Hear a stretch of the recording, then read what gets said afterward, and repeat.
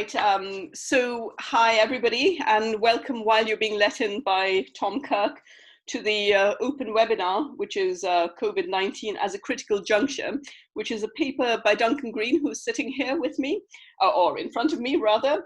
And I'm delighted to be hosting this open webinar as the editor of Global Policy Journal based at Durham University. And I'd like to extend this welcome also to not only to Duncan, but to two other colleagues of Duncan's who will be giving responses in addition to myself to the paper. So I'd like to also to welcome Professor Dan Banik at the University of Oslo and Alcinda Honwana at the LSE. And before we commence with Duncan's very interesting paper, I'd like to very briefly introduce the speakers. First, of course, is the key speaker, Duncan, who's a professor of practice at the LSE at the Department for International Development, sorry, that was my mistake. Duncan is also the senior strategic advisor at Oxfam, Great Britain, but at the moment he is speaking in his capacity as LSE professor. He's the author of numerous books on theories of change and power shifts and on Latin America, so a real expert and wide-ranging as well. And we have a similarly wide-ranging expert in Professor Dan Banik, who is a professor of political science at the University of Oslo, and also a visiting professor at Stanford. He's the director of the Oslo SDG initiative, which is based at the Center for Development and the Environment at the University of Oslo. Again, Dan's got wide-ranging specialism, ranging from poverty, SDGs, work on the Global South, and Asia and Africa in particular. And we're very glad he can be here with us to give his response. And finally, I'd like to welcome Professor Alcinda Honwana, who's the Strategic Director of the Feroz Lalji Center for Africa and Centennial Professor at the Department for International Development, also at the LSE. Alcinda is also visiting professor of anthropology and international development at the Open University, and also has a lot of expertise in the policy-making realm. Her areas of expertise span political conflict and war, youth politics and social movements, and political protest. Thank you everybody for being here. And I look forward to starting off with Duncan's paper, which will be for about 35 minutes. Duncan, please, over to you.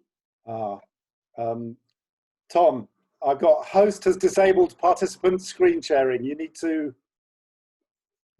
put it back on.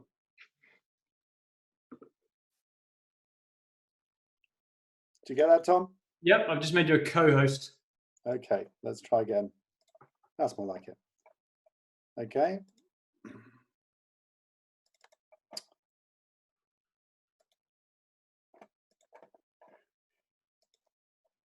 Well, now I'm now getting lots of people have been admitted. Hold on a second. As you can see, we're not that slick on this. Let's take that down. And that there. Good. All right. Thanks, thanks Eva for the introduction, and thanks everyone for showing up. I'll talk a bit about the reasons for the paper, and then crack on with some of the content, and we'll get to discussion and Q&A and comments as soon as we possibly can. So first of all, the origins of the paper actually are from the LSE. I teach a course on activism and advocacy based on a book called How Change Happens I published a couple of years ago. And one of the arguments of that book is that activists need to get better at systems thinking and understanding how systems evolve over time, and that one of the key moments in system change are these things called critical junctures, tipping points, windows of opportunity. The first thing my students asked once we got into that is, okay, so in what way is COVID-19 a critical juncture and how should we think about it? And that got me thinking. We had some good conversations in class, and then I thought I would write something about it just to kick off a discussion, and that's the paper that this talk is based on. It also reminded me, what's been going on recently reminded me a lot of the global financial crisis of 2008, when it was impossible to talk about anything else, when the amount of money governments could spend appeared to be infinite and no one cared, when everybody thought that everything was going to be different forever. and seeing what did and didn't change after the financial crisis was sort of informed some of my thinking on this one. Another point I want to make before getting stuck into the content, which is the paper is very much what I call a theory of change, which is it's talking about how the system is changing. It talks much less about how activism and advocacy is changing, because my experience in Oxfam and more generally is that advocates tend to want to talk about themselves and their actions, and they don't spend sufficient time thinking about how the system is changing without them. And so I wanted to put out a piece which says this is how the system could change. And before you think about what your advocacy is going to do, you need to think about that process first and then fit what you're doing into that. The paper is quite northern, and that's because when I was writing it, most of the analysis I was reading, most of the cases of COVID were in the rich and powerful countries and China, which is also rich and powerful. So since I finished writing it about a week ago, the debate and the burden of disease has moved rapidly into a range of developing countries, but the paper is lagging behind. So that's just one sort of problem with the paper as it's currently constructed. Another perhaps problem, I don't think it's a problem, is that it's asking many more questions rather than answers. I think at this point, I'm trying to open up the way people are thinking about the crisis and the possibilities that could emerge from it. So let's start with the, in terms of political science, one of the most studied critical junctures.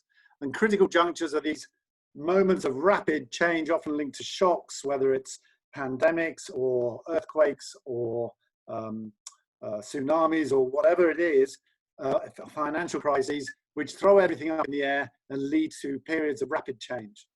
And the famous one is, one of the most famous is the Black Death in Europe in the 14th century, which killed between 30 and 60% of Europe's population and led to a number of really quick, interesting developments in terms of, for example, the end of feudalism in Western Europe, but an exacerbation of feudalism in Eastern Europe, according to the book My Nations Fail.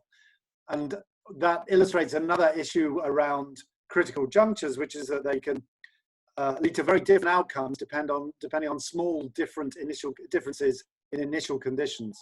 So it's very, very hard to predict anything, and that most of the discussions take place in retrospect. Thomas Bolicki, in his book on plagues, talks about pandemics and plagues being crucial to the evolution of cities and institutions, things like water management, waste systems, housing codes, and food regulations. More recently, if you look at the HIV/AIDS pandemic, changing the way that health was talked about at an international level and seen as a foreign policy priority. And how states respond to these pandemics, according to Bolicki, is crucial in terms of what then happens. So that's a very sort of, one of the things that's very clear already from COVID-19 is that it's intimately linked to inequality. Yes, anyone can be infected, as we see from the British Prime Minister, but what happens next is refracted through a lens of inequality. So virus becomes an amplifier between countries. So the countries that have fiscal resources are putting in vast amounts of money into cushioning the economy. Poorer countries are going to be much harder pressed to do anything like that. So you're going to get a very big differential difference between countries, but within countries, it's quite clear that some marginalized groups are emerging as particularly vulnerable. People who are homeless obviously can't self-isolate. The migrant worker disaster we've seen in India, where there was a lockdown which did not make allowance for the fact that migrant workers were going to have to go home, back to their home villages. Refugees, I'm absolutely horrified and terrified by what's going to happen with places like the Rohingya in Bangladesh, where you have 1 million people crowded together in a situation where it's totally impossible to self-isolate. Prisons and prisoner populations, disabled groups, there's a bunch of groups that were already marginalized who are going to be very likely that they're going to be extremely at risk in this current crisis. That's all says that the virus is going to make inequality worse. And the only thing I would say is that there are some counter narratives on that. People like Walter Scheidel with The Great Leveler and Thomas Piketty, who say big shocks can sometimes actually reduce at least income inequality and wealth inequality because they destroy the assets of the rich. So at the moment it's looking more like the former, but just be aware that there is a different narrative there on the long-term impact of big shocks. because I've got everybody being admitted, I'm going to have to use my slides on paper, old style as well, just to be able to read what's going on. What does it mean to be living through a critical juncture? And this is where I started thinking about 2008 and started to think about what was going on here. One is unpredictability and uncertainty are inherent to being in one of these moments. If you wait for everything to be clear, for the fog to clear, for the mist to lift before you make decisions, you will be too late. So everybody is working with partial information, a high degree of uncertainty. The second one is that critical junctures, we talk about critical junctures as though they were moments, the Great Depression, the Black Death, the World War I, World War II, those have extension quite several years. And what appears to be important when you're in a critical juncture may not remain so. So I remember in the early stages of the global financial crisis, one of the things that got us very excited and interested was that there appeared to be a massive shift in the global balance of power from the G7 of rich countries to the G20, which was a much wider group which had countries like China, India, and Saudi Arabia in it, which we thought might offer a better chance to discuss development issues. Actually, the G20 never really got going, as far as I can tell, and has been fairly uninfluential. And other stuff came in and we now see as a consequence of that critical juncture, which we weren't expecting and would never have been able to predict. The crisis in the Eurozone, the rise of populism, people being disenchanted with politics and with institutions and starting to vote for populists who would just promise them anything in order to get elected, and that direct connection between providential leaders and the population. So expect to be surprised, expect for the things you think are emerging to be maybe be not as important in the longer term, but sometimes campaigners get it right. And I think one of the campaigns I was very impressed with during the financial crisis was dusting off an old proposal called the Tobin tax and turning it into a really interesting proposal for a global taxation system, which has not prospered and has not been agreed yet, but it's still in an interesting stage. And it was a kind of example of going with the grain of the crisis and finding something that worked. And I'll talk about that a bit in a bit. I think there's a sequence of advocacy during a critical juncture. And it's important to think where you are in the critical juncture when you're thinking about what you're doing, what are you saying, the kind of tone you're adopting.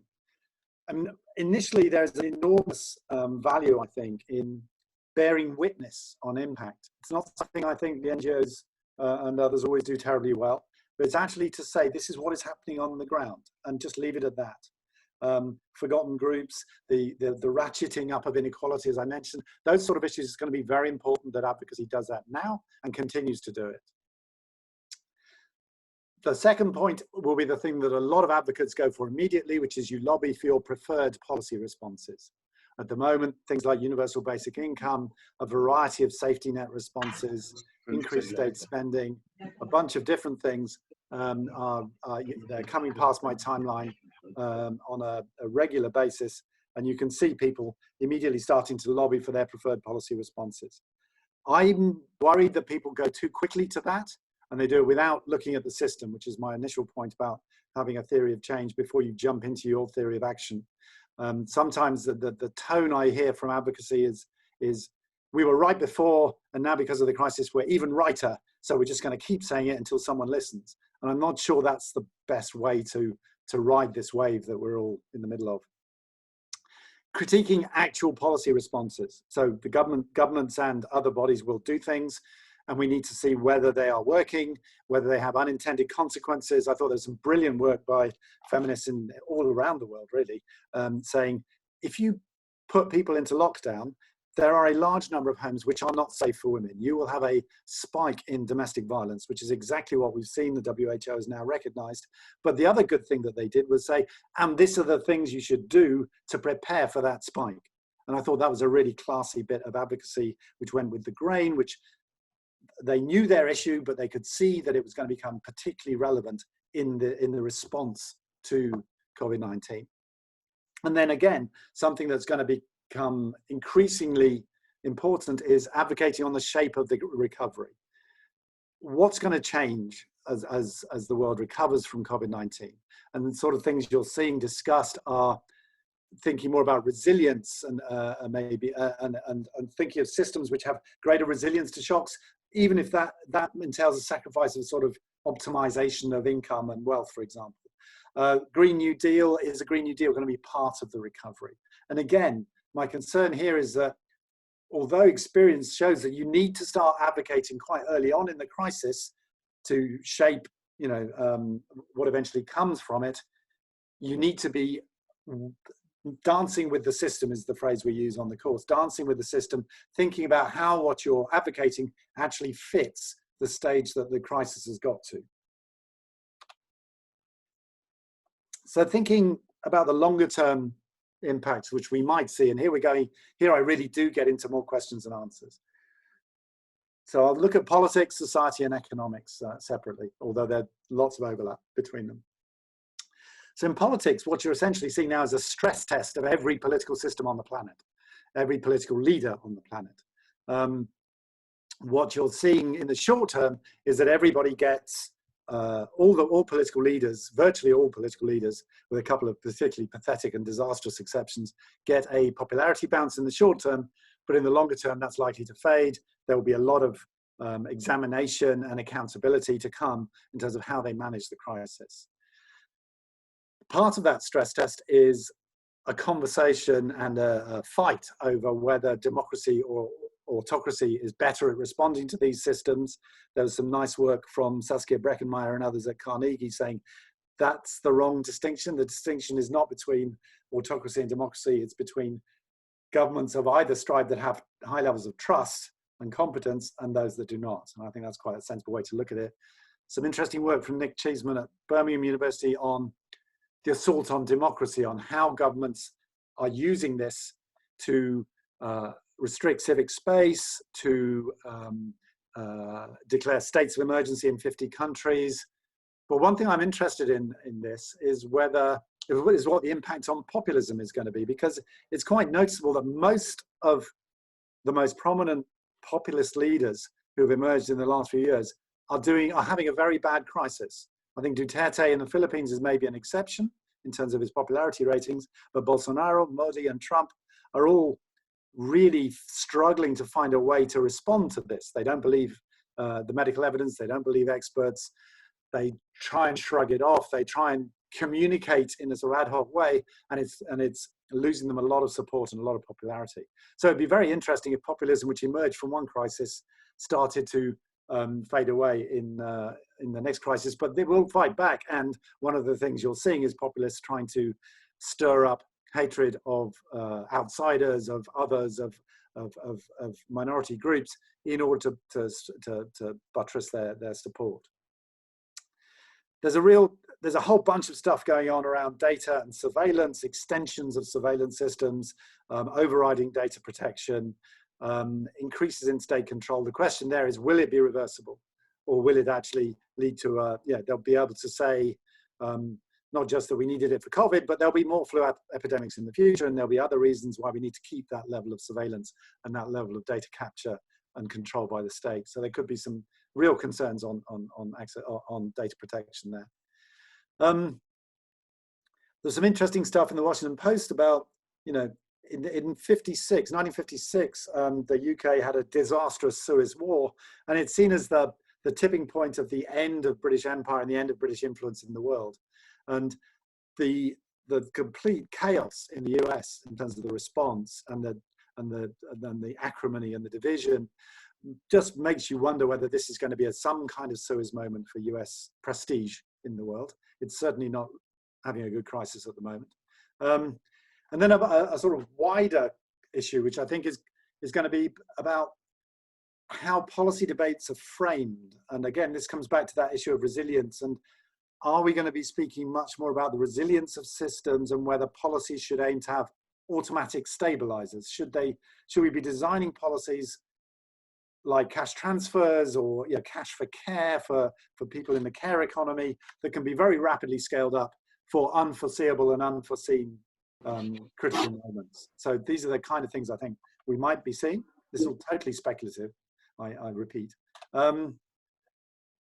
On society, we're seeing big gendered impact. So people on the front line, majority women, people who are carers who've suddenly had all their kids sent home from school, people who have to collect more water because everybody's washing their hands, all sorts of things going on, which is very, very different if you're a woman or a man.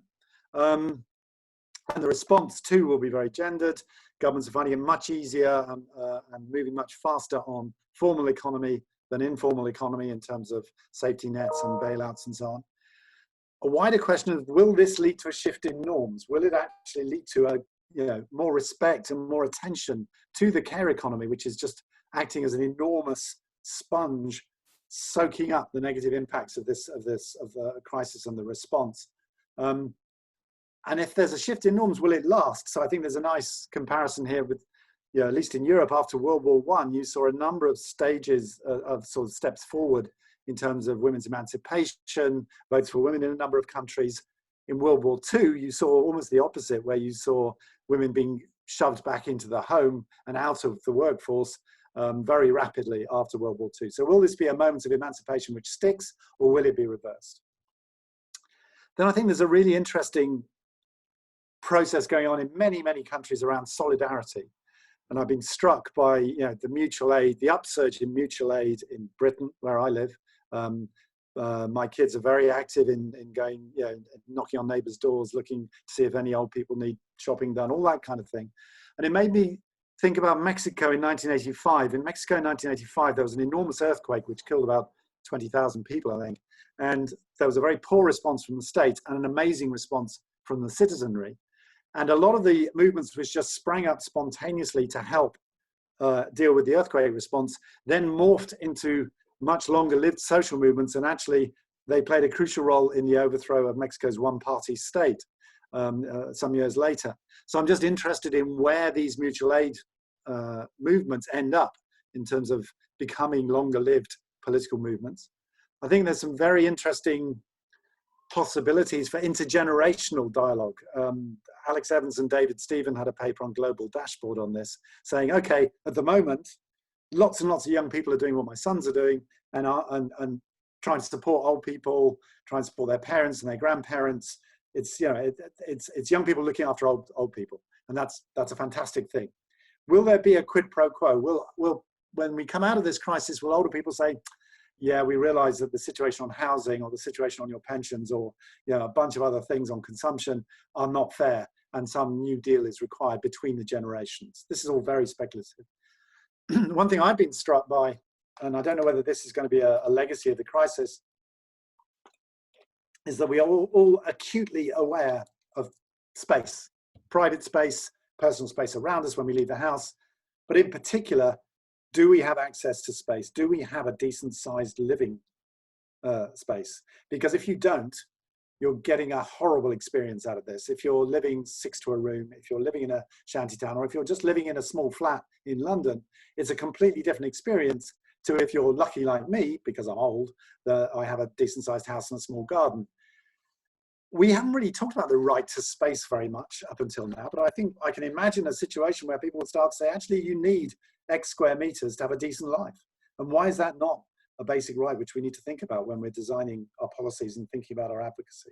So that's some thoughts on the social aspects. And then on the economy, the graph is from The Economist, and they were pointing to this ratchet effect in terms of what happens after crises, showing that after crises, during crises, typically the state steps in as an emergency response.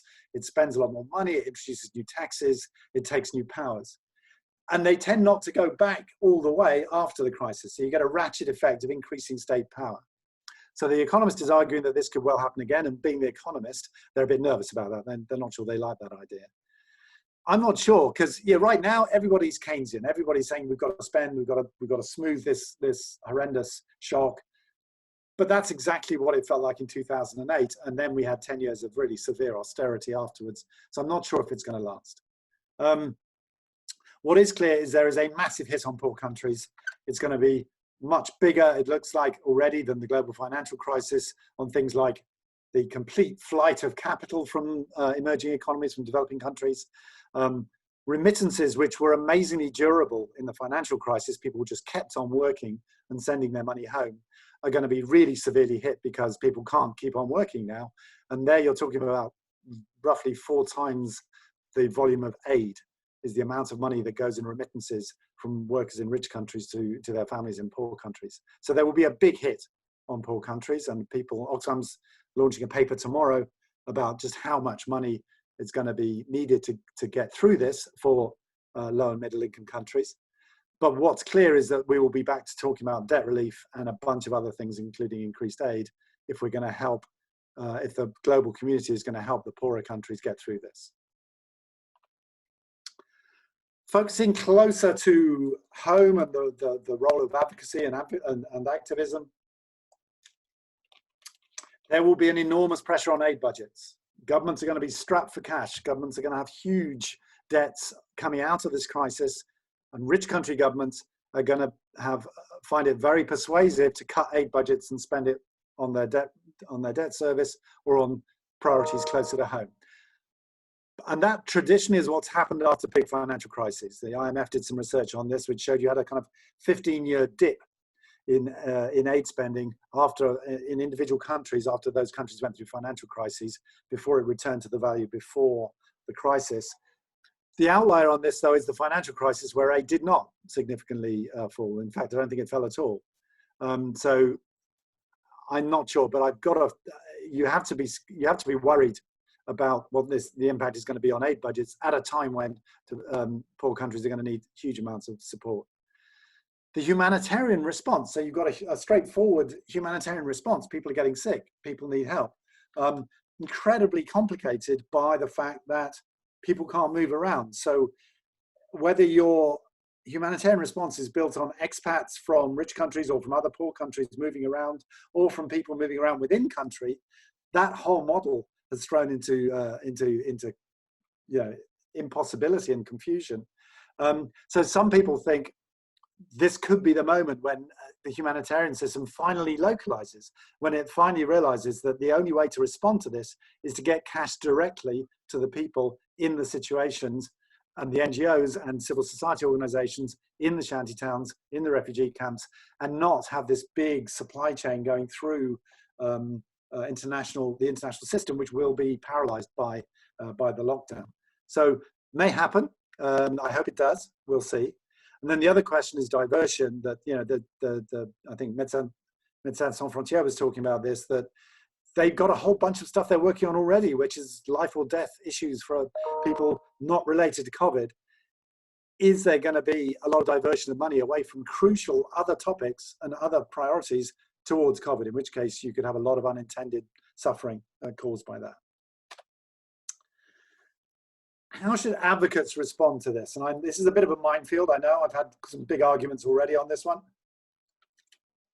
I suppose my argument is that advocacy has to adjust to the unfolding stages of the crisis. It has to look first at the system outside itself, what's changing in the mood, what's changing in the politics, what's changing in the response to the crisis, and then adjust its tone and the content.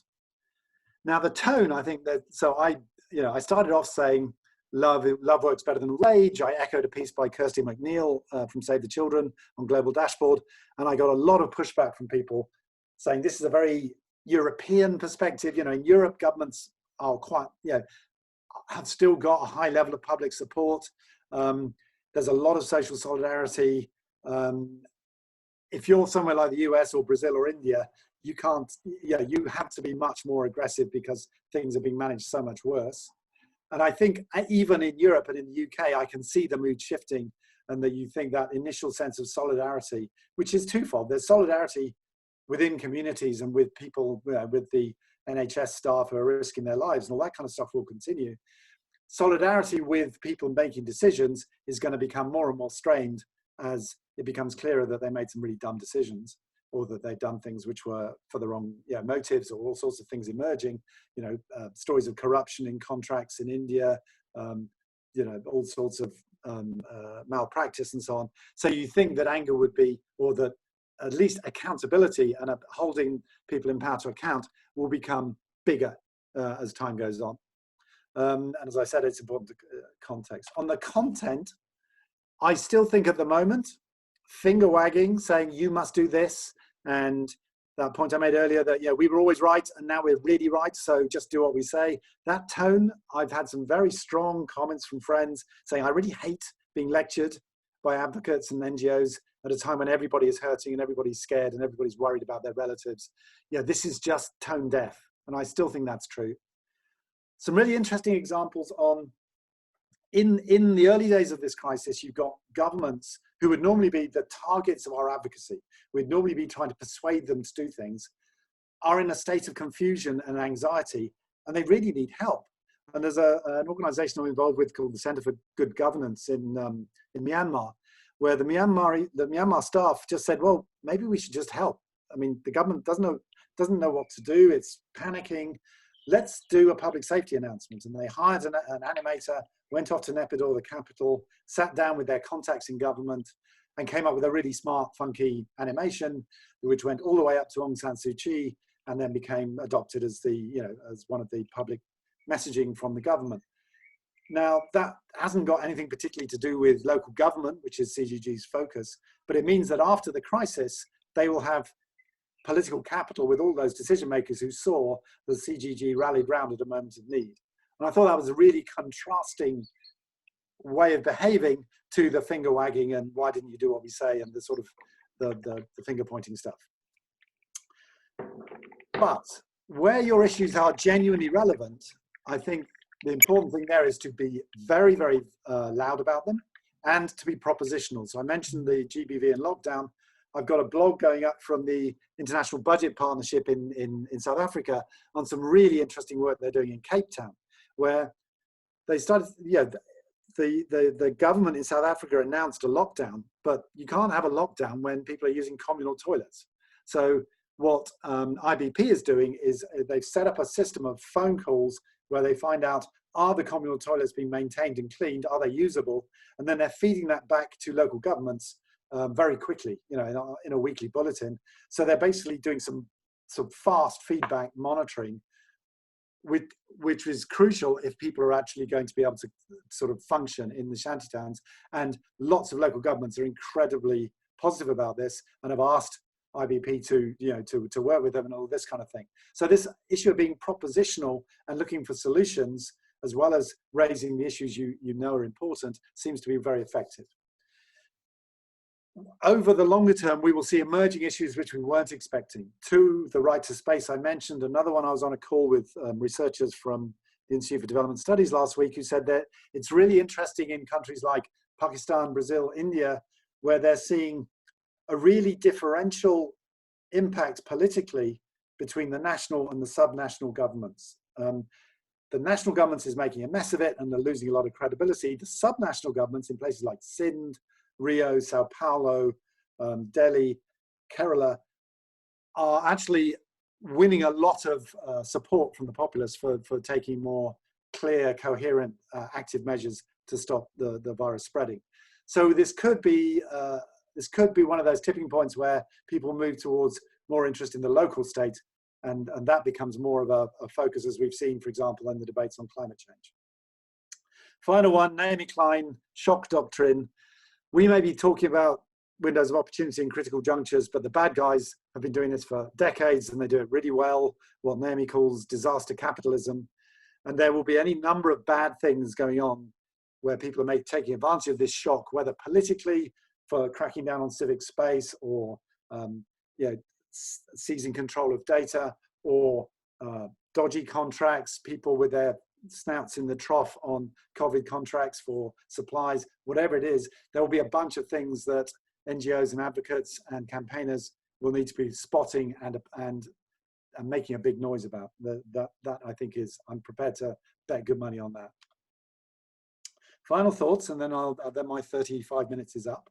I'll go back to a very Eurocentric reference, and sorry about this, but I mean it's who I am, and it's something that speaks to me. So after World War I, the settlement that emerged from World War I was a mess. It was punitive. The victorious powers squeezed Germany for reparations. There was no trust. There was no attempt to build lasting institutions. The League of Nations was a disaster. And you laid the basis for further crisis, the rise of Hitler, and a lot of pain. World War II could not have been more different. Very early on, in 41 and 42, in the early years of World War II, Britain and America in particular, and others as well, started forging the basis for a new institutional order after World War II. Now, I've spent years criticizing the World Bank and the IMF and the United Nations, but there's only one thing worse than having those institutions, and that's not having those institutions. And if you look at the institutional order that came out of World War II, you have the United Nations, the IMF, the World Bank, you have decolonization across large parts of the world, you have the European Union being founded to prevent further wars taking the world into chaos. So an enormous progress. So which, I don't think COVID-19 is going to be as big on it, to be honest, in terms of new institutions as either of those. But will it go the World War I route or the World War II route? That's the kind of big picture I think we need to keep our eyes on as we work really hard on our individual campaigns. And I'll stop there and hand back to Eva. Thank you very much. Unmute. Duncan, thank you very much. That was great. And thank you for sticking to the time, which will give us a lot of extra time for the Q&A session. And I see that people have already been on the chat, which is wonderful. For now, we're going to spend the next 15 minutes giving our respective responses to you, Duncan. I'm going to go first with a sort of bigger picture response, and followed by Dan and then Alcinda. And for those of you in the audience, I think you still keep your microphones muted until the Q&A session. That would be most useful, but feel free to add to the chat that Tom Kirk is monitoring for now. So Duncan, thank you. This was really a timely paper, and of course, timely, critical juncture. Some of us also thinking this is the most critical juncture for life without hairdressers. It's going to be awful for now, but I think you're onto something more than that, and it's something I want to just quickly get to. So my response is going to be brief, and I'm going to follow your paper structure really by first looking at critical junctures in general first, and then some implications, I think some more detailed ones, but very briefly. So on critical junctures, which is a really interesting concept for many of us, I'd like to start with the end of your paper, which brings together, interestingly enough, Karl Marx and Martin Luther King, two different versions of history, really. So it's interesting to see this juxtaposition of an historical materialist with an activist, really. But it does work beautifully, and it underpins how critical junctures can actually be read and interpreted in very broad brushstrokes, two ways, but they're not mutually exclusive. So first, what we're seeing is a lot of commentary, to my mind, that appears historicist on COVID-19. And it points to the inevitability of crisis. Maybe that's what you also mean by finger wagging. And COVID-19 being a specific instance of a crisis that was waiting to happen. And second, we're also seeing commentary on the stickiness of pre-crisis structures that will determine the response to this particular crisis and changes after the immediate crisis has passed. So in this reading, the past structures, what has happened before and the institutions we're currently living in, they will be a key pointer to the future, really, in terms of providing the key structures within which we frame our responses to the pandemic now. Now, the upshot of such a reading would be that what we're looking at in terms of critical juncture is critical. Is it a juncture? Not entirely sure. It could be that it is going to be business as usual with some changes, some changes, some important ones, but by and large, going back to business as usual. And so, for example, the way global institutions that were formed after World War II came up, and the ones that you mentioned, in particular the UN, they appeared, but alongside other continuities, say, of state sovereignty. So what we see here is a juncture after World War II that departed from previous history in a particular way, but carried on with its continuities alongside. And that's always the kind of complexity of history that as Marx said, he thought it was a nightmare of the past, but we carry these with us. A second reading of critical junctures is that we can read this as an instance of decisionist interpretations of history, which is slightly different. This is where Martin Luther King, for instance, went to. So decisionist interpretations of history look for the past, not merely for structures through which we have arrived at the present and are going to into the future, but for examples of choices that were made. And you mentioned the plague, for instance, where you saw there were two different ways of looking at it. Decisionists also look for evaluations of success and what worked, what didn't work, and for failure, and for triggers of meaningful and deep change. So here, for instance, the outcomes can be quite open-ended.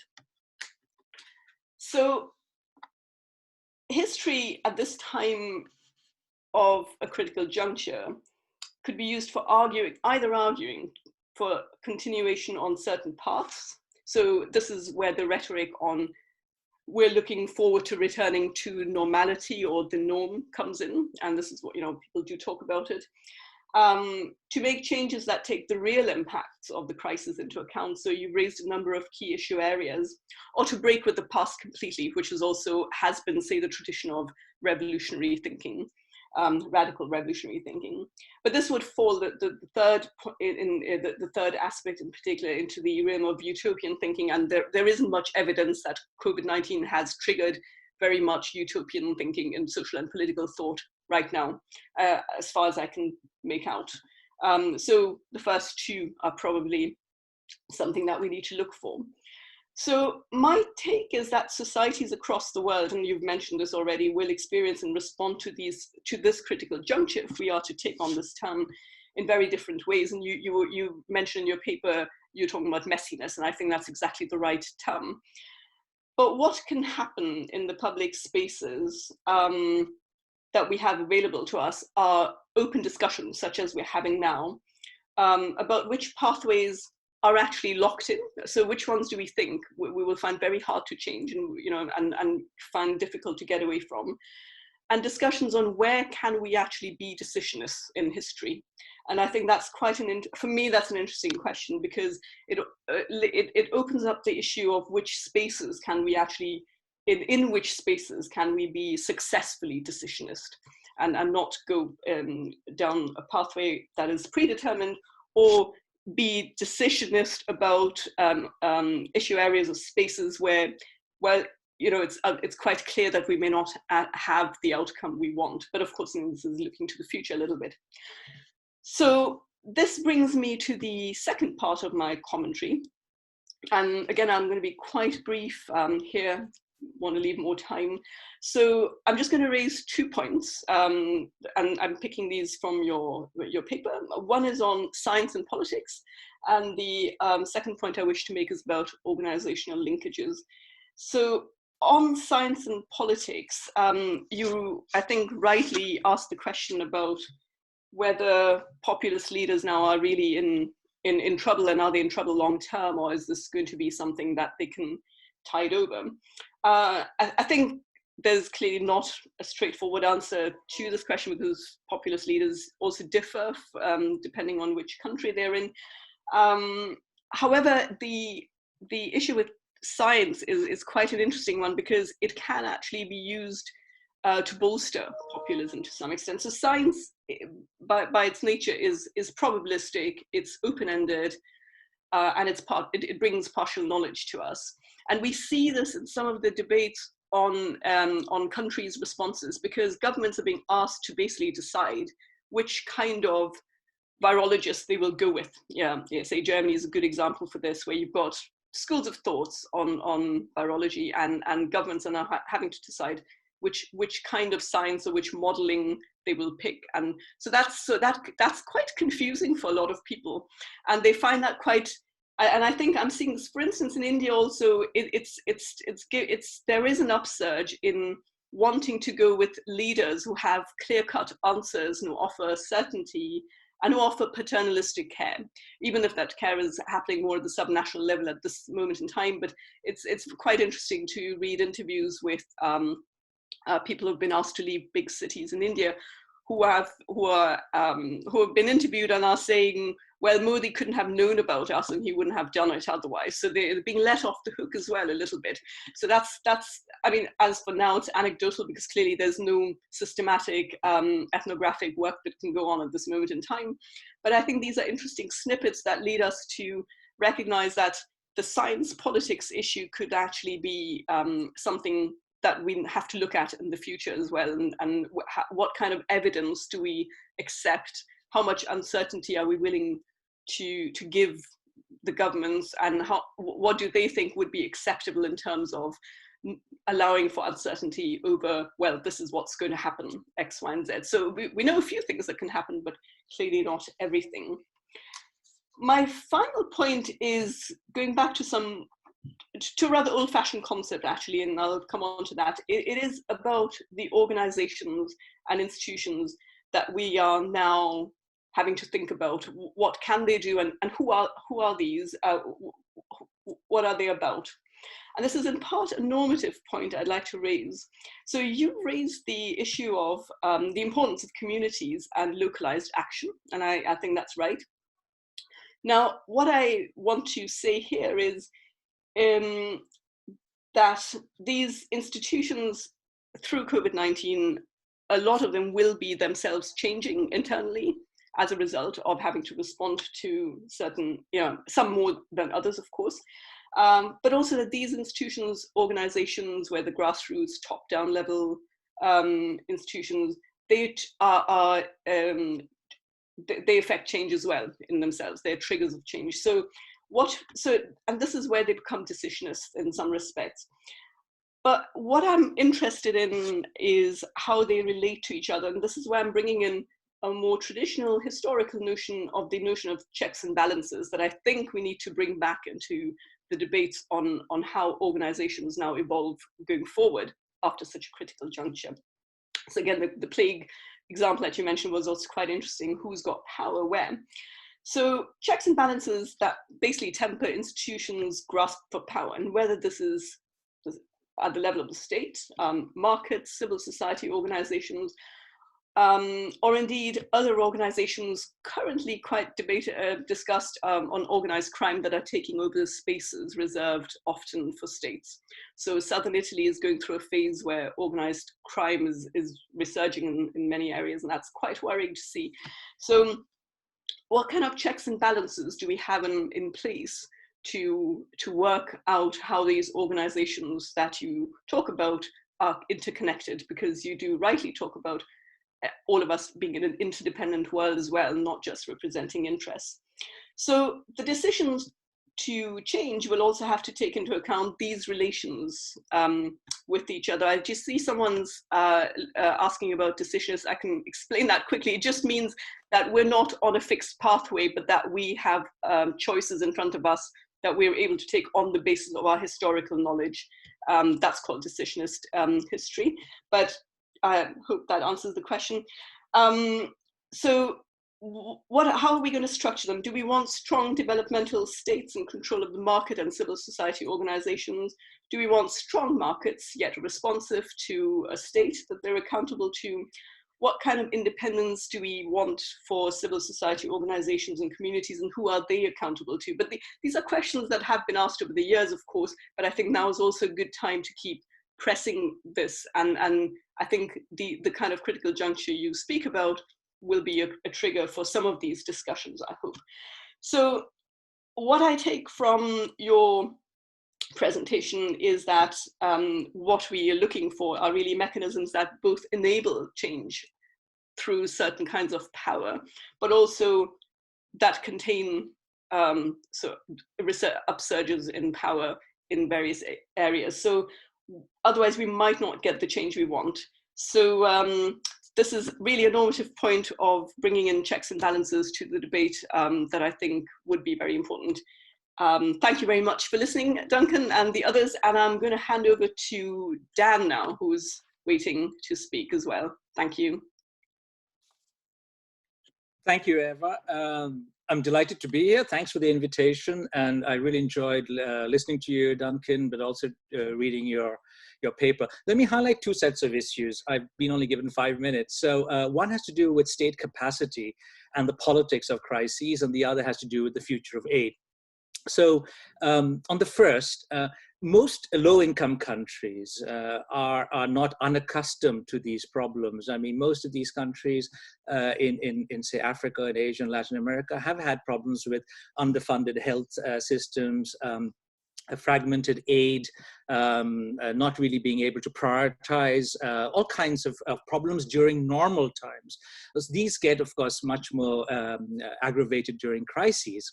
But what is, so these are not new things, but what is new, and I've been talking to a lot of my colleagues in Africa and Asia, is that a lot of people are wondering and are surprised at the inability of affluent countries to tackle these crises, Spain, Italy, the UK, and the US. So I think that is pretty interesting, and it is in many ways a critical juncture.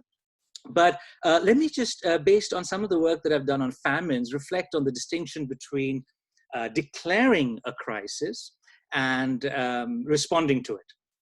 So on the one hand, you have a lot of countries, including China, that has been very hesitant. They've been dragging their feet in trying to declare a crisis for obvious reasons. Most governments feel they would be facing embarrassment, criticism within, also internationally, if they are seen to have failed. And so that is why they often do not declare a crisis, even though they should have done it a long time ago. But the other aspect has to do with how effective the response is once that crisis has been declared. And this is where democratic politics comes in. My own mentor, Amartya Sen, has often argued, for example, that without a free, independent, press, news media, political parties, adversarial politics, you're not really going to have that kind of discussion. You won't have that early warning, which will then again not facilitate declaration of a crisis. And this is where particularly, political cultures where everything works in silos, they're hierarchical, they may not necessarily be the best to respond to crises. This is also where China is particularly interesting, because despite the initial criticism, they've been fantastic. In fact, they've wowed the world. I mean, I was writing a blog for global policy towards the end of January, and I was just struck by these hospitals being built in 10 days and mass quarantines that had never been enforced anywhere in the world before, and very effectively. And this was all playing to this kind of growing popularity of the Chinese model of development, the Chinese model of governance, which recent surveys in Africa, for example, show are becoming increasingly popular among citizens, but also their leaders. So the initial response, even though China's image was damaged, I mean, just a few months ago, everybody was talking about China as a global leader. China faced this kind of backlash, but since then, there's been this kind of positive narrative that is being propagated, at least by the Chinese media. So I think the critical juncture on this first point on state capacity and the politics of crises really has to do with thinking about the intrinsic and the instrumental value of democracy, really. I mean, to what extent are we going to in the future value trust and legitimacy of the state versus thinking about administrations, authorities that have been very responsive, very effective, and have really been delivering the goods and responding to crises very effectively. So that's the first set of issues. The second, very quickly on aid. I think, Duncan, you mentioned several interesting points here. Let me highlight something that I perhaps missed in the paper. One has to do with the future of this kind of the northern-southern civil society organization collaboration. So many of you perhaps know that there has been this kind of growing dissatisfaction in many countries where local organizations, civil societies, organizations, NGOs often complain that they take all the risks They get very little money, whereas most of these Western-funded NGOs and bilateral agencies are much more privileged. So, and that is a bit unfair, that they should actually get more of the resources. And I think there may be something to this in the future, given that we can't travel anymore, or won't be able to the same extent in the near future. Maybe so-called Southern NGOs will receive more funding, more priority. I think that could be an interesting thing to follow. The second set of issues under this rough title of foreign aid, I think, would be to reflect a bit on this growing interest and use of the term national interest. It isn't just Priti Patel who started talking about this, I think, in the UK a few years ago, but also in other Western capitals. Even in Norway, there's a lot of talk about the national interest, and certainly following the election of Donald Trump. So I think in many parts of the world, at least in low-income countries, there's always been this kind of fear that aid is being cut, and that they'll have to survive on their own. They have to raise taxes, find other sources. And this is where I think the India-China angle comes in. And I know there's been a lot of work on this topic, but I think what hasn't perhaps received that kind of attention is what India is doing. China gets all of this attention, but what India has been doing is actually pretty suave. For many years, India realized that they couldn't compete with China because China had much more money, they had much more ability to construct these huge infrastructure projects. India actually went low cost. And for the last few years, India's been promoting what they call frugal innovation, tele-education, telemedicine, talking about being the pharmacy of the world, AAA technology, available, affordable, adaptable. So all of this is actually, gaining popularity, I would say, at least in Africa. And I think that'll be quite interesting to follow. In terms of China, a lot of people have been, and I think some of the students or participants in this webinar have also been asking about the role of China. A lot of people actually worry that China will lose its sort of, or they don't worry, perhaps they hope that China will lose its leadership position. I actually disagree. I think what China has going for itself are 3 or 4 things. One is that it has been extremely shrewd in cultivating what I would call development diplomacy in many parts of the world, in Asia, Latin America, and Africa for many, many years. And this, again, is extremely popular in many parts of the world. A lot of surveys show this. The second set of issues has to do with the Belt and Road Initiative. China's building huge infrastructure projects, not just in low-income countries, also in Greece and Italy, in Europe. They've also been talking about, being the biggest supporters of globalization, multilateralism. They talk about climate change when others don't. They talk about sustainable development when others don't, at least not the major powers. So I think all of this will lead to a situation where I think a lot of countries will really not risk losing their ties with China or their dependence on China. And I think in many ways, China is going to continue, in fact, strengthen its global leadership role, particularly when the US is retreating. And finally, Duncan, you mentioned this thing about space. I'm coming to you from my home, my basement in Oslo, and Norway has been, extremely lucky. Just a couple of days ago, we were told that we have everything under control. Of course, we'd like to believe that. It turns out that the reproduction rate here, the COVID-19 rate is 0.7. So we're going to slowly relax things, some of the restrictions. But this is interesting, I suppose, in relation to the inequality question, because while we've been very lucky, we are very privileged, we are rich, we have a generous welfare state, we are digitalized, people here accept that we can work from home. There's also been an interesting discourse here on inequalities. And there's some groups who are really, really struggling. And one group is our international students who are stuck here, in a small dorm room, and can't travel, and it's just awful. So I think, space is extremely important. And some of us are so privileged to at least have a small garden where the kids can play. So I think there are lots of critical junctures. I'm sorry if this was a bit rushed and uncoordinated, but I look forward to some of the discussions and questions. Thank you. Mute. Thank you, Dan.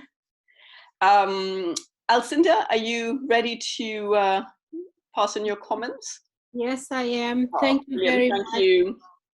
Thank you very much. Thanks for the invitation to join this discussion. And thanks, Duncan, for a very thoughtful paper and a great presentation.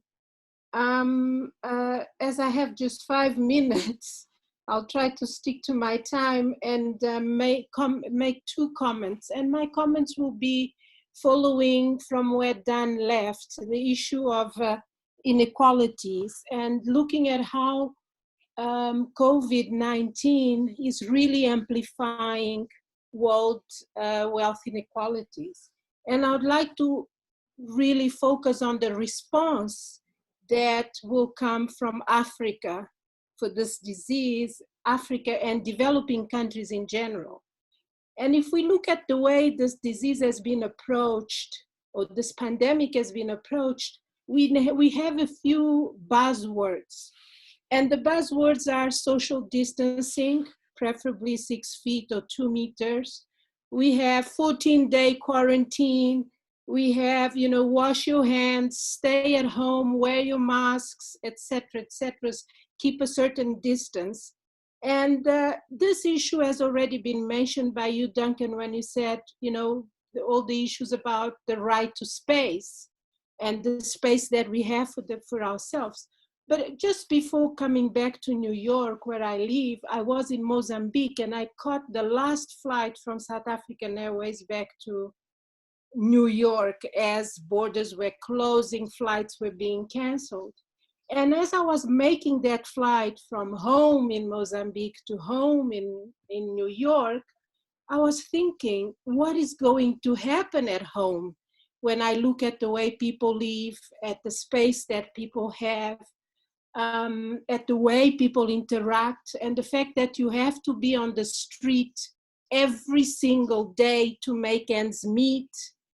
How are we going to deal if the solution for this disease is social distancing, quarantine, stay at home? Many of these people, they don't have conditions to stay at home. And so what would be the approach? And I was, taken by the fact that in South Africa, for example, there was this lockdown. It's exactly kind of taking a first world message and reproducing it, lock, stock, and barrel. Stay at home, wash your hands, etc., etc. And in Mozambique, the same thing, state of emergency, we ask you to stay at home, don't stay close to each other, etc., etc. And people are reacting to that because they need to go out. They cannot afford to stock groceries for a week. They live on a day-by-day basis. So the challenge, I think, for societies like ours in Africa is how do you look at this pandemic from an endogenous perspective? How do you address it on the basis of your own conditions? And that's something that I've been thinking of. And one of the solutions, for example, could be to start thinking about the messaging to people, not as an individual message, stay in your space, keep that distance, but probably as a more collective message, in the sense that you don't focus on the individual, but you focus on households, for example. Although people are in crowded spaces and small spaces, there is a strong notion of the collective, of the family. And at least if people get contaminated, they will get contaminated in a particular household because they don't have enough space for separation. And then the interventions of an already precarious and weak healthcare system could be directed to particular households rather than looking at it as individuals. But also in terms of response, we're talking about societies that have a large majority of the population very young. For example, Mozambique and Africa in general has about 70% of the population is under 25. So what does that mean? It means that we can use this kind of disenfranchised young population as drivers in the process of addressing this pandemic, in the sense that the most vulnerable groups are the elderly. So how to empower young people to be the ones taking on the messaging about, clean water, wash your hands, stick to your household, support the elderly, etc. But also in terms of having these young people believing that they can do something for society, because it is a moment of solidarity. And how do you express that solidarity? And also get young people to create schemes of support. It's true that people need to go out every day, but maybe not everyone needs to go out. They can do turns, they can organize themselves in community groups that go out and support others, etc. But what I notice is that the way the messaging is coming out, it's really replicating what's happening in New York or in China or in London, but not thinking about our own conditions and trying to adapt the messaging to look at what can we do within our own conditions. The second point would be about solidarity and development aid, etc.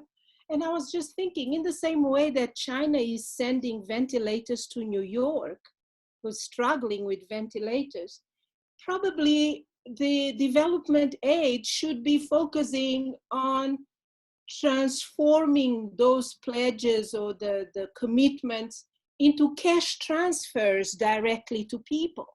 Because how can you ask people to stay at home if they have to survive and they have no means? And the governments will say, we don't have money for social security to support people. So if that solidarity would come in forms of funding for, or loans or whatever, or grants for transfers, that would be something that could happen, especially if we take into account the development of ICTs and the fact that in even remote villages, people can have access to digital cash transfer platforms. And so why not use that? And I think that is essential, not just because people will get money, because it will change the relationship between the state and the citizen. And what will happen is that the state, to reach the citizen, would have to rely either on ID cards, and not everybody has ID cards, or on those who responded to the national census, and probably not everybody did, those who have voting cards, and probably not everybody has. But if the scheme starts taking those three avenues to those who have, you will see that people will find reasons to believe that it is important to have a voting card. It is important to have an ID card, because there is a relationship that the citizen needs to have with the state. And because that never happens, and that relationship is often mediated by development assistance and an NGO, people don't feel any direct obligations or don't feel any direct benefit of linking to the state. And so I think as a critical juncture, this might help also in terms of strengthening or starting to make possible the existence of a social contract between citizens and state in those weak countries. And I'll stop here for now.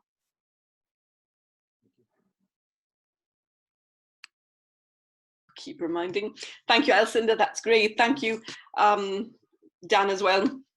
Great sets of responses. So, Duncan, would you like to spend a couple of minutes just? No, you want to go straight to the Q&A session? I think we've overrun a bit, and people have been very patient. So let's go to Q&A. So we've got quite a few points being made in the chat, but I think what I'm going to do is ask people to directly ask questions as well. Yep. Happy with questions of three, bunches of three? Absolutely. So if people could... Should we ask people to raise their hand and then you Yes, please. That would be easiest for me because to monitor what's going on. For those that want to ask questions, there is a button down the bottom called reactions and you can raise your hand. So if you keep the questions short, that'll be great. I'm not seeing a reaction so far, Tom. Not yet. We can go, Rennie. All right, hang on, I've got someone called Elliot here who's raised a hand, and then right. Rennie raised their hand as well, so that's 2. Rennie, Elliot, and is there anybody else who's wanting to quickly ask some, oops. I think Ted had a point, Ted. So we'll go with Elliot, Rennie, and Ted. Hi, I'm Elliot. Can you hear me? Yes, I can. Awesome. So I'll assume the others can too.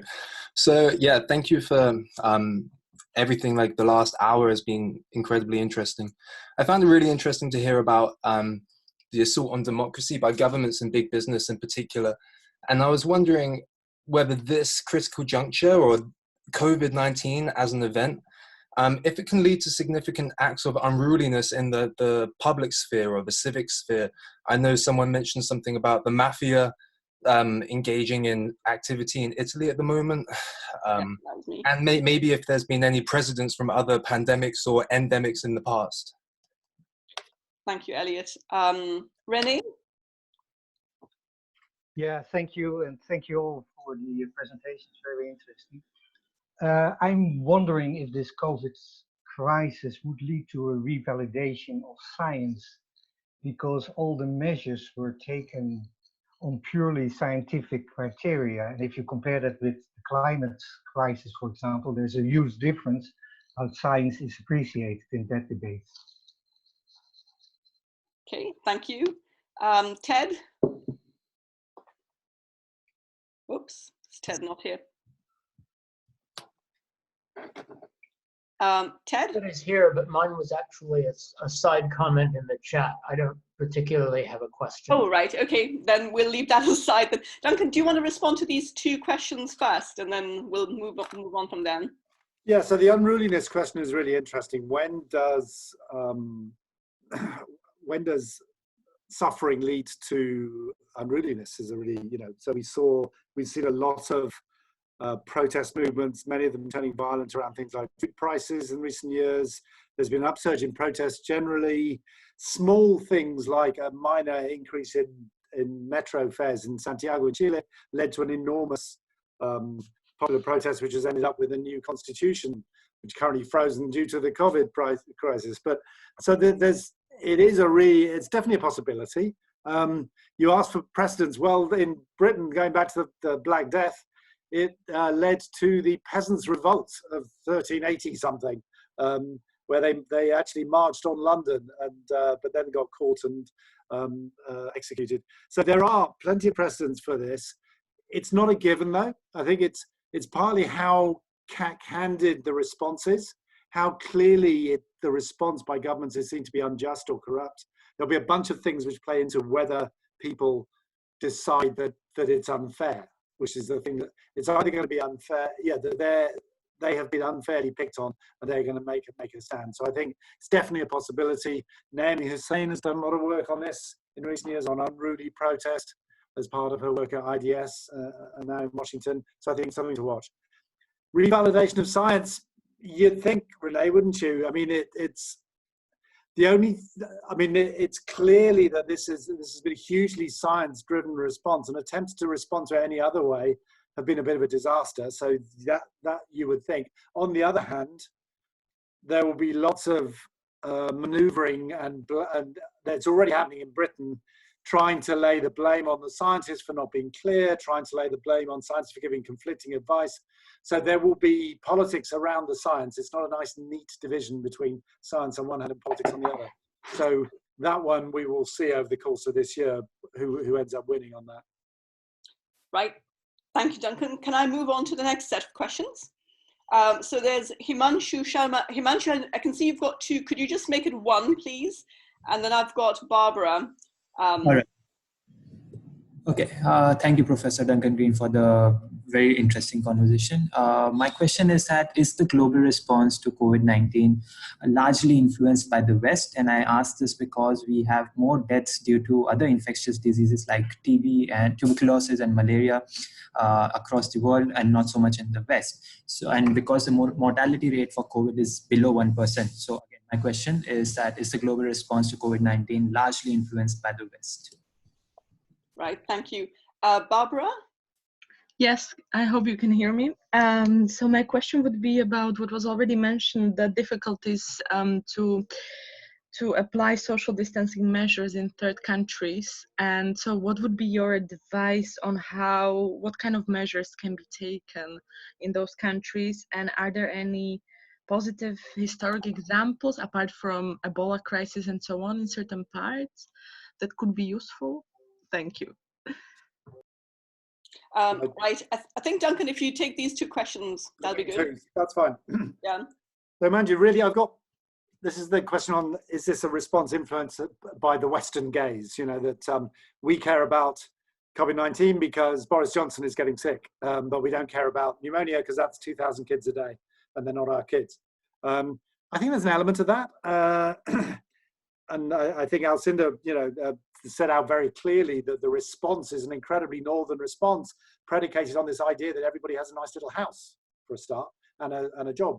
And there's a whole bunch of assumptions in what has been presented as the obvious response, which are very northern and framed in a certain way. The only thing which I think means it's not just that is that there's a huge difference between something like road traffic or tobacco, which kill far more people probably than COVID will, and the fact that COVID is exponential.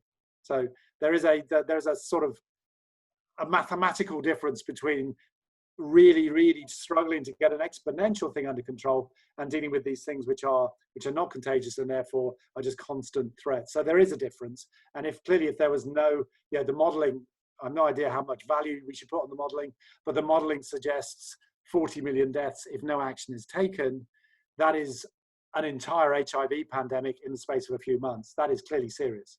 At the moment, the deaths are very low compared to all those other things you mentioned, Manju. But there is that issue of having to flatten the curve is a genuine issue, I think. It's not just colonialism. Social distancing, Barbara, I'm not going to come up with solutions to this, but what I do think is a really valuable exercise is for us all to spot the solutions that are emerging. So I talked about that one in Cape Town, where they're finding a different way, which in a way is about what Alcinda was talking about, that they're finding, how do you improve the community response? Because that's how people are going to respond, and how the relationship between communities and town authorities in terms of maintaining sanitation during the crisis. Those sort of questions, I think we need to spot them and we need to make a big noise about them, that there are different ways to respond which work in refugee camps, shanty towns, the areas that our epidemiologists haven't thought about. And we need to make a big fuss about them so that they get picked up as soon as possible. But I think we should be watching and bearing witness, not trying to come up with our clever theories. So I've got a hand raised by Fadekemi, and don't think right. There's. I can give Eva. I can read out some questions from earlier in the chat. Yes, I think that'll be quite. But Fadekemi wanted to ask a specific question. So, do you want to go for it?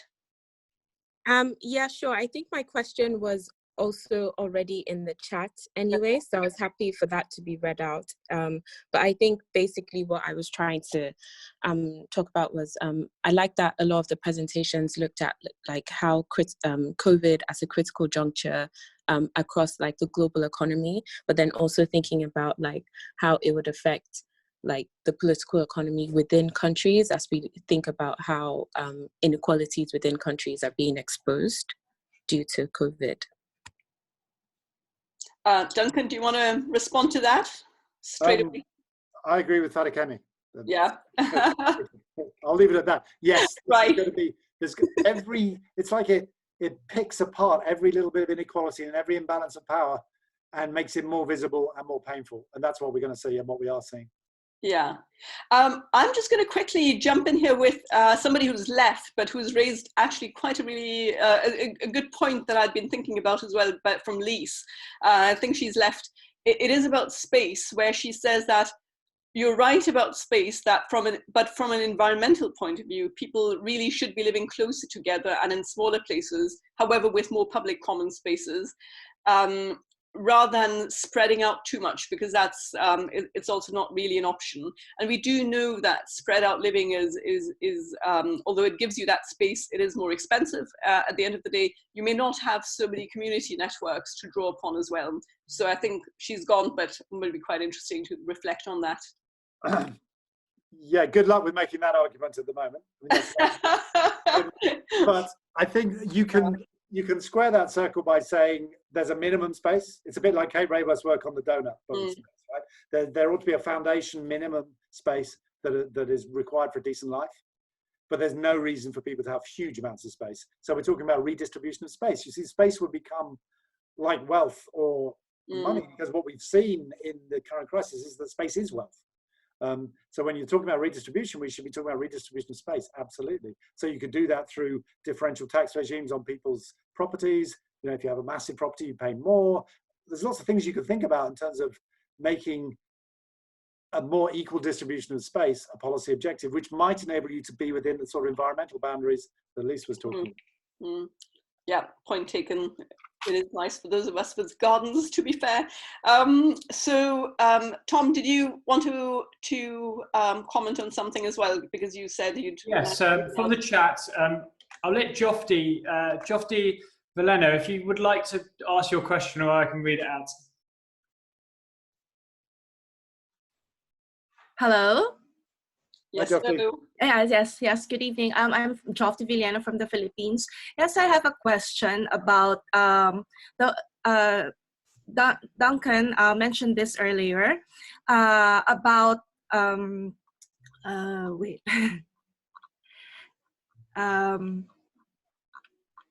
It's about when, since we are all activists and we have you're right about saying that our governments and NGOs are more concerned about immediate responses to this and short-term responses to COVID-19. But I'm more eager to know, when is the right time for us to really raise the most important questions about long-term impacts of COVID-19? We've been struggling for years about food systems, about food sovereignty, about public health systems, but when is the right time to really focus on that aspects? That's it. Okay, that's a great question, John. Shall I answer that, Eva? Yes, please. I mean, such a good question. I don't have the answer. I should have done bigger caveats. You know, I'm just chucking stuff into a public debate like everybody else. But I think that's a really interesting question. I think it's about the way you do it, Jofti. So I think we should be starting to raise these medium and long-term issues now, but you need to find a language for them that fits the moment. And that's what I'm saying about tone.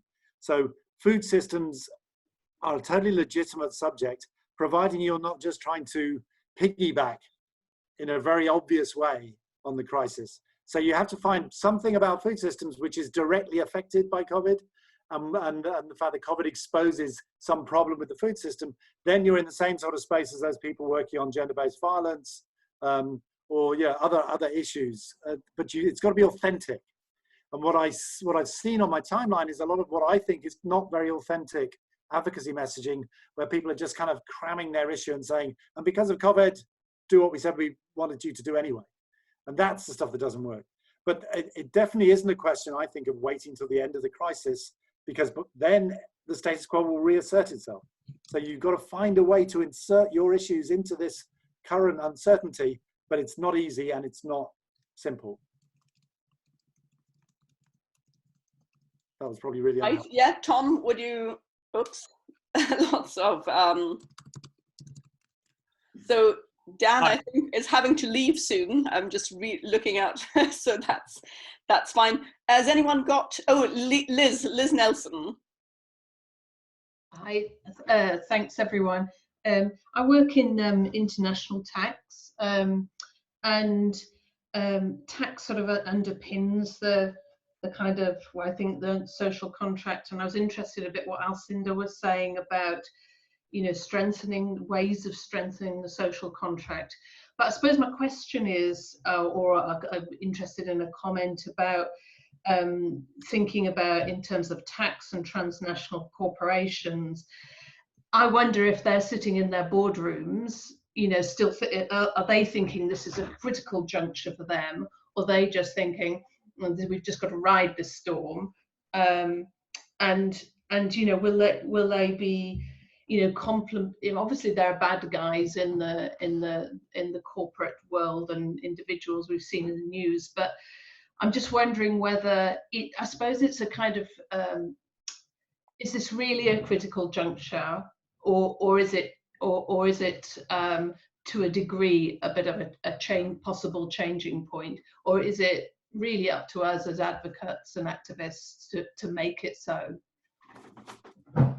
Okay, thanks, Liz. I mean, I really hope they're not all sitting in the same boardroom. Okay, but right now, but I hear what you're saying. So,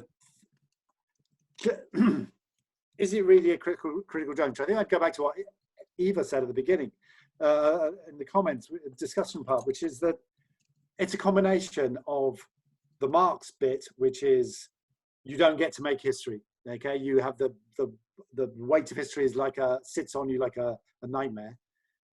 But there is a degree of agency, and which activists have and have always had, and it's about attuning your agency to an understanding of the weight of history. If we just ignore history and say, yeah, that ridiculous quote which Margaret Mead is credited with, but I don't think she ever said it, about history is made by a small group of determined people, that's the only way change ever happens. It's just nonsense. That's not how history happens. But a small group of determined people can influence it. And that's what we need to get, that combination of analysis and action. And yeah, my book says you've got to be a reflectivist as well as an activist if you're going to really do either job well. In terms of tax and transnationals, clearly some transnationals are doing incredibly well. Anybody who's got online on anything, I wish I had shares in Zoom right now. I mean, you know, I'd be very rich indeed.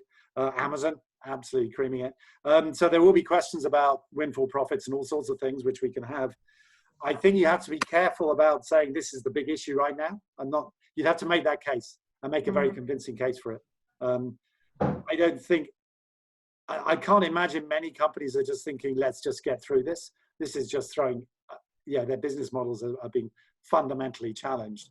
I should think most businesses are fairly traumatized by what's going on right now. Great, thanks. Thank you for the question. Thank you, Duncan.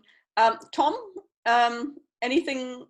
Oops. Oh, right. We've got actually a final question from Sabrina, if that's all right. Sabrina, do you want to just state your question?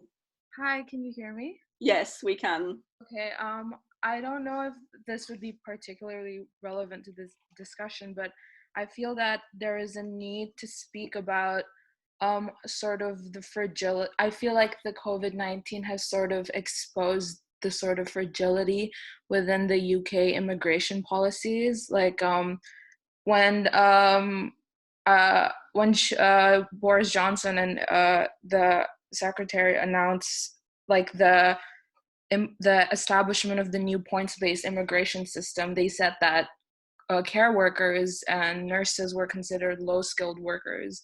And now, because of what's been going on, now they are currently like holding the backbone of the national economy.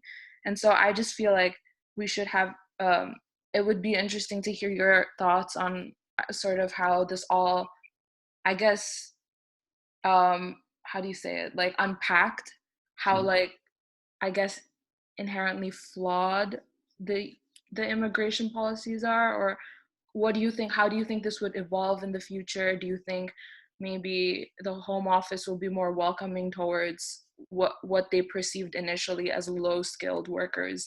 And what's also more interesting about this is that I think a few days ago they said that the visas of workers who were initially perceived as low-skilled were extended because of the crisis as well. So I just would like to hear your thoughts on it. Sorry if this is really long. I just thought of it right now. Thank you so much. No worries. That's great. So Duncan, if you could respond to that and maybe a couple of wrap-up sentences, because we've come to 4 o'clock and we're going to wrap it up here. All right. Thank you so much. All right. So thanks, Sabrina. I think, if this doesn't lead to a rethink about immigration, what will? I think if you just look at all the people who are dying in the National Health Service and in the care sector, so many of them don't look like me, and we need to be aware of. The food economy is going to be severely hampered by the fact that we haven't got the low-skilled people to come over and pick the stuff that British people don't want to pick. There's going to be a whole bunch of knock-on effects on immigration policy. So yes, I'm fairly sure, but there's a negative to this as well, which is everybody's blaming foreigners. And it's really interesting that one of the things that's hampering the aid sector at the moment is that everybody's blaming Europeans as being the main vectors of disease. So it's cutting all ways, but what it's not leading to is much solidarity between nations at the moment. So there's a lot of blaming and division and othering going on. So you'd think it would lead one way, but I'm not sure it will. And then in terms of this conversation, it's been absolutely fantastic. I mean, really good ideas to go into whatever next iteration of the paper. This conversation is going to carry on my blog, From Poverty to Power. It's basically 100% COVID-19 and COVID-19 response until something else happens. So do keep sending ideas in, telling me when you've seen interesting stuff. I'm really interested in keeping this conversation going publicly. Huge thanks to Eva, to Tom Kirk, to Global Policy, to Dan and Alcinda for comments, and to all of you for showing up. We may do this again sometime. Let's see how much longer we spend in our sitting rooms. Yes, and if we are going to be locked down, I think that's the way forward. Thankfully, we do have the IT system, unlike the 14th century where they didn't quite have that. On the other hand, they weren't always fearful of what's coming, right? Because they didn't really know a lot of the times, except through the neighbors. So lovely, Duncan, thank you very much. And to the respondees, I know Dan's had to leave. Alcinda, thank you so much for joining us. And Tom, thank you for hosting this and putting this together. And see you all soon.